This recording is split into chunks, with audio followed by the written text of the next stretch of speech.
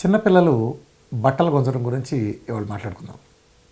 ఇదేంటి చిన్నపిల్లల బట్టలు చాలా ఉన్నాయి కదా, వాషింగ్ మెషిన్లో అన్నీ వేసి గుంజుతున్నాం కదా, బాగానే చేస్తున్నాం, చాలా మంచి కాస్ట్లీ సబ్బు వాడుతున్నాం.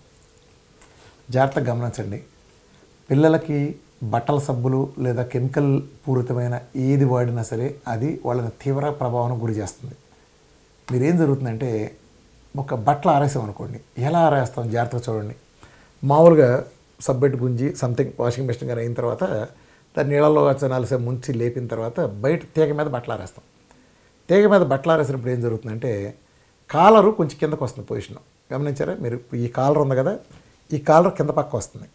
ఈ నీరంతా ఏమవుతుందంటే పైనుంచి అలా అలా కారత కింద, ఇప్పుడు ఇది లాస్ట్ పాయింట్ అనుకోండి, కిందకి వెళ్ళినప్పుడు ఈ కాలర్ లాస్ట్ పాయింట్ అనుకోండి, ఈ పాయింట్ దగ్గర నుంచి డ్రాప్స్ కింద పడిపోతాయి. ముందు దారగా కారతాయి ఎక్కువ నీళ్ళు ఉన్నప్పుడు, ఆ తర్వాత ఒక్కొక్క బొట్టు పడుతుంది, కానీ చివరికి కొంచెం కొంచెం చేరతాయి. కానీ ఈ చివరి పూర్తిగా మీకు డ్రాప్ అవ్వని పరిస్థితి ఇక్కడ లాస్ట్కి పైనంతా ఆరిపోయిన టైంలో కూడా, బట్టలు ఆరిపోయిన టైం కూడా ఇదంతా ఇక్కడ కొంచెం లాస్ట్గానే ఆరదు. ఆఖరి అడుగున ఏదైతే ఉంటుందో ఇక్కడి నుంచి డిస్పోజ్ అవుతుంది కాబట్టి డిస్పోజల్ పాయింట్లో లాస్ట్గానే ఆరదు. మీరు గమనిస్తే ఏం జరుగుతుందంటే, దాంట్లో పైనుంచి ఉండే ఆ కెమికల్ కాన్సన్ట్రేషన్, ఆ సోపు తాలూకు కెమికల్ కాన్సన్ట్రేషన్ అంతా మీరు దిగి కాలర్ అంచుకు వస్తుంది. ఈ కింద ఏదైతే ఉంటుందో దాని దగ్గరికి వస్తుంది.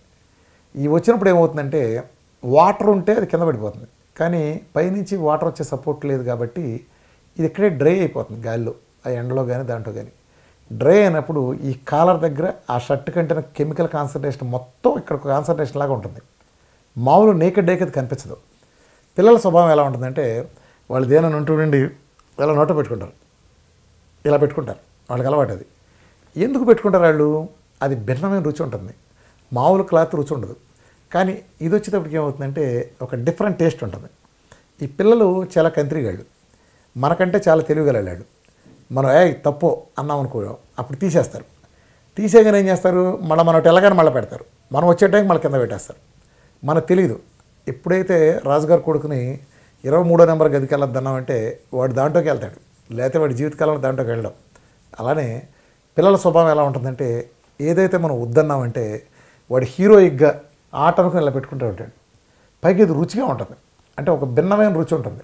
రుచి అంటే అదే టేస్ట్ ఉంటుందని కాదు, ఒక భిన్నమైన రుచి ఉంటుంది. ఆ రుచిని ఆస్వాదించడం కూడా వాళ్ళు చేస్తాడు. తద్వారా కెమికల్స్ లోపలికి వెళ్ళడం వల్ల చాలా హాని జరుగుతుంది. కాబట్టి చూశారని మీరు అనుకుంటారు, చూడకముందు చాలా జరుగుతూ ఉంటాయి. నిదట్లో కూడా కొంతమంది అప్రయత్నంగా వేలేసుకుంటాం, కాలర్ పెట్టుకుంటాం, లేదా మోచెత్తి పట్టుకున్న రకరకాల అలవాట్లు ఉంటాయి.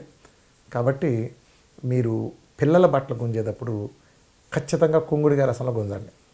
కుంకుడుకాయ రసంలో ఎలా గుంజాలంటే, మీరు మామూలుగా కుంకుడుకాయలు రాత్రిపూట నానేసుకున్న తర్వాత గింజలు బయటికి తీయండి. మిగిలిన వాటిని మీరు వాషింగ్ మెషిన్ కనుక వాడుకునేటట్టయితే ఒక కర్చీఫ్లో మూట కట్టి దాన్ని కూడా పడేయండి. ఏం కాదు, చక్కగా మళ్ళీ బయట తీసిన తర్వాత బకెట్లో నుంచి నారేసిన తర్వాత ఎర్రటి ఎండలో మీరు దాన్ని బాగా ఎండబెట్టిన తర్వాత పిల్లలకి వేయండి తప్ప వద్దు.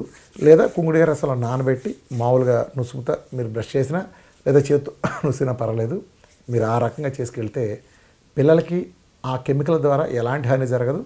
ప్లస్ వాళ్ళు ఇతరత్ర కెమికల్ శరీరం తగలకపోవటం వలన వాళ్ళు చర్మం సంబంధించి కూడా ఎటువంటి ఎలర్జీలు కానీ సమస్యలు కానీ రావు. ఈ సబ్బు మోతాదులు కుడియడంగా ఎక్కువ తక్కువ అవటం వలన ఒక క్లాత్ అన్ని గంటలు నానినప్పుడు దాంట్లో ఉండే ప్రాపర్టీస్ మొత్తం కూడా కెమికల్ పూరిత సబ్బుతో నిలవటం, అది మన షర్ట్ను అంటిపెట్టుకుంటాం.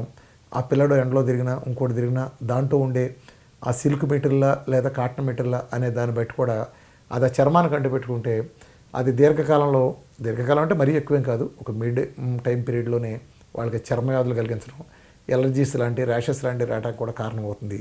కెమికల్కి మనం దూరం వస్తే ఇబ్బంది ఉండదు. కాబట్టి ఈ జాగ్రత్తలు తీసుకోండి చిన్నపిల్లల నీళ్ళల్లో. Thank you.